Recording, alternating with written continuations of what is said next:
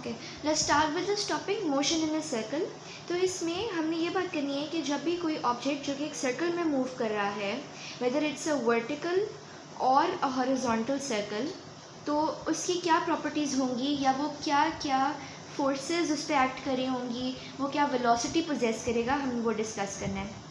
तो सबसे पहले अगर हम एग्जांपल्स देखें नेचर से, तो एक न्यूक्लियस सबसे छोटी एग्जांपल है कि एक एटम के अंदर एक न्यूक्लियस है और उसके बाहर इलेक्ट्रॉन्स मूव कर रहे हैं, ठीक है।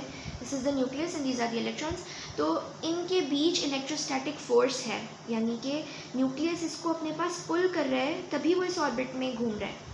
उसके अलावा अगर बहुत बड़ी एग्जांपल है, ये द स्मॉलेस्ट एग्जांपल, और a huge example is gravitational force, यानी कि अगर फॉर एग्जांपल ये सन है और सन के अराउंड प्लैनेट्स हैं, फॉर एग्जांपल हम प्लैनेट अर्थ की बात करें, this is the sun, this is earth, तो अर्थ को सन पुल कर रही है, ठीक है। हमने ये बात बार बार की है कि वो पुल कर रहा है सेंटर की तरफ, ठीक है। तो इसका मतलब है कि force is directed towards the centre, force is directed towards the centre, ठीक है। और क्या एग्जांपल हो सकती है, जैसे फॉर एग्जांपल कोई फेरिस व्हील है जिसमें यहाँ पे पैसेंजर्स सब बैठते हैं और ये मूव करता है, ठीक है। इसके अलावा क्या एग्जांपल हो सकती है, जो फॉर एग्जांपल कोई प्लेट है जो इस तरह से रोटेट करती है, नीचे से पिवटेड है, और उस पर हमने यहाँ पे कॉइन रखा, ठीक है। ये जब मूव की इतनी ज़्यादा वेलोसिटी होगी कि एक टाइम आया कि ये कॉइन इसके ऊपर से उड़ के बाहर चला गया, सही है, इट लेफ्ट द सरफेस। और भी कई एग्जांपल्स हो सकती हैं, जैसे कोई कार है जो कि यहाँ से स्टार्ट करी और वो इस तरह से उसमें पूरे में, जो थीम पार्क्स में फॉर एग्जांपल होता है कि कार्स वर्टिकल सर्कल्स में मूव करती हैं, they go up and then they come down, they go up and then they come down, ठीक है। These are all the examples of motion in a circle. इसमें important बात ये है कि कोई भी उसकी जो सेंट्रल पोजीशन है उसकी तरफ फोर्स एक्ट करेगी। फॉर एग्जांपल हमारा ऑब्जेक्ट यहाँ है, ठीक है, तो उसको हमेशा टुवर्ड्स द सेंटर पुल मिलेगा, हम उसे कहेंगे centripetal force, FC, the centripetal या सेंट्रीफ्यूगल। ये वर्ड ज़्यादा यूज़ नहीं होता है ए लेवल में, but it is also known as centrifugal force, ठीक है।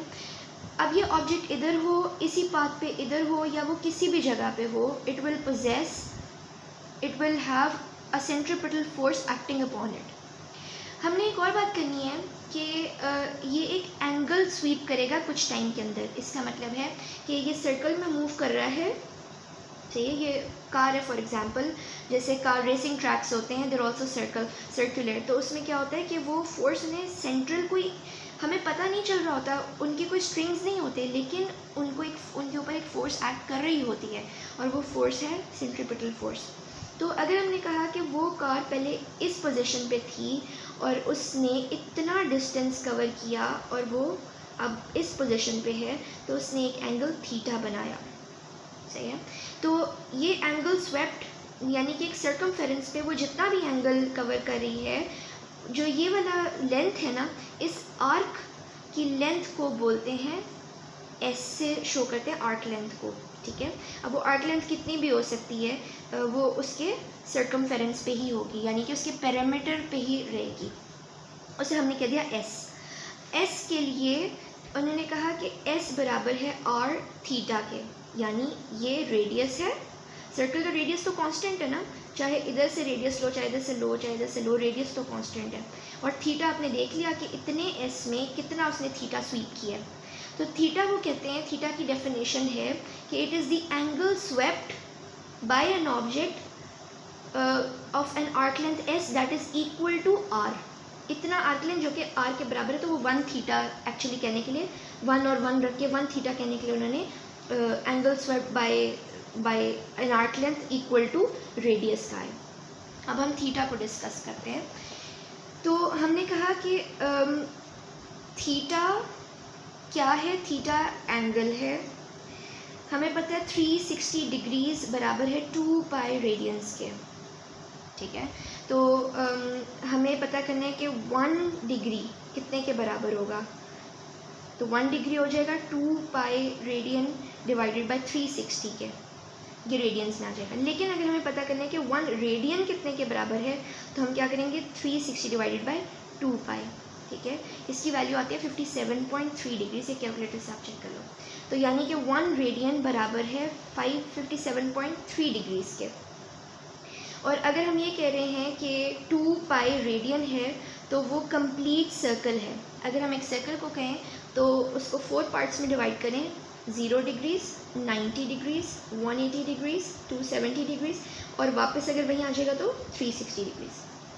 अब इसी को हम अगर इस सर्कल को डिवाइड करें रेडियंस में, तो हम इसे भी 4 पार्ट्स में डिवाइड करते हैं और हम कहते हैं यहाँ पे था 0 रेडियन, यहाँ पे हो गया पाई बाई 2 रेडियंस, यहाँ पे हो गया पाई रेडियन, यहाँ पे हो गया 3 पाई बाई 2 रेडियन, ठीक है, और यहाँ पे हो गया 2 पाई रेडियंस, सही है।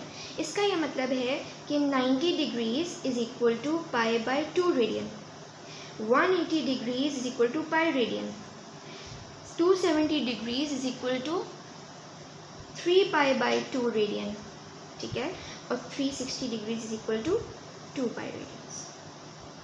आई होप दैट्स क्लियर। इसके बाद हम एक और बात करेंगे अब, that is omega. What is omega? यानी कि एंगुलर स्पीड, ठीक है। जब एक ऑब्जेक्ट मूव कर रहा है सर्कल में, तो उसकी 2 स्पीड्स होती हैं, ठीक है। एक वो थीटा बनाते हुए जिस स्पीड पे आर्क लेंथ पे मूव कर रहा है, वो होगी उसकी ओमेगा, दिस इज ओमेगा। और एक उसकी है टेंजेंशियल वेलोसिटी, यानी कि अगर वो यूँ मूव कर रहा है ना, तो उसकी टेंजेंट बनाएगा वो सर्कल के साथ, और इस वेलोसिटी को कहेंगे टेंजेंशियल वेलोसिटी। मैंने लिखा v इस तरह से, तो इसको कहेंगे टेंजेंशियल वेलोसिटी, यानी कि जो टेंजेंट पे एक्ट कर रही है उसके। अभी हम ओमेगा की बात करते हैं। तो ओमेगा के लिए उन्होंने फार्मूला दिया है, omega is equal to del theta upon del time taken. इसका मतलब है स्पीड हम क्या कहते हैं, speed is equal to distance upon time, ऐसे ही है। तो यहाँ पे डिस्टेंस है थीटा, यानी उसने कितना एंगल कवर किया, तो हमने डिस्टेंस की जगह लिख दिया कि थीटा उसने कवर किया कितने टाइम में, तो वो हो गया ओमेगा के बराबर, सही है।